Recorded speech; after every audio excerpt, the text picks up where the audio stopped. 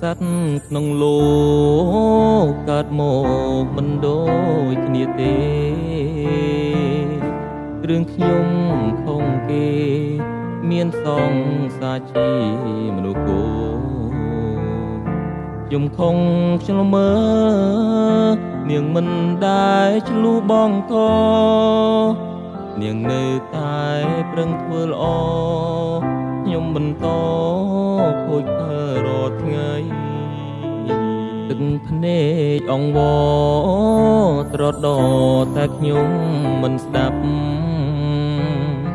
សមុទ្រឈឺចាប់នាងហែលដល់រលាកកាយមាត់ស្ដីមិនបានឈឺខ្លាំងអូនត្រឹមគេងឆ្ងាយពេលនេះខានឃើញឆោមឆាយទុងចប់កាយរួមរឹតអោរាសងសាគោកុំសត់បងអើ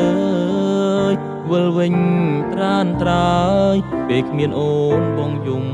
ឈឺចាប់បងកែខ្លួនហើយហេតុអ្វីគ្មានឱកាសប្រាប់សំលេងអូនយំឈឺចាប់បងធ្លាប់ស្ដាប់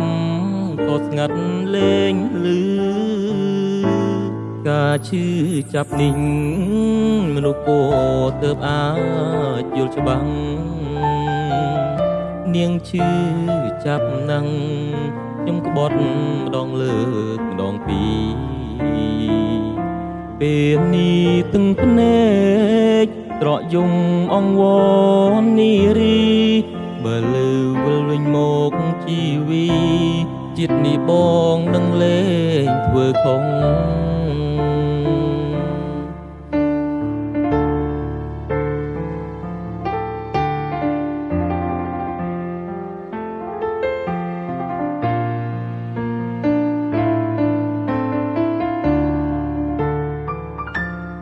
សងសាគោកុំសត់បងអើយវិលវិញត្រានត្រើយពេលគ្មានអូនបងសែនឈឺចាប់បងកែខ្លួនហើយហេតុអ្វីគ្មានឱកាសប្រាប់សំលេងអូនយំឈឺចាប់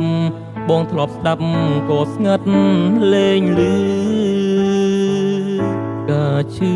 ចាប់នេះមនុស្សគោទើបអាចយល់ច្បាស់នាងឈឺចាប់ដាំងខ្ញុំក្បត់ម្ដងលើកជាពីរពេលនេះទឹកភ្នែកត្រង់យំអង្វរនារី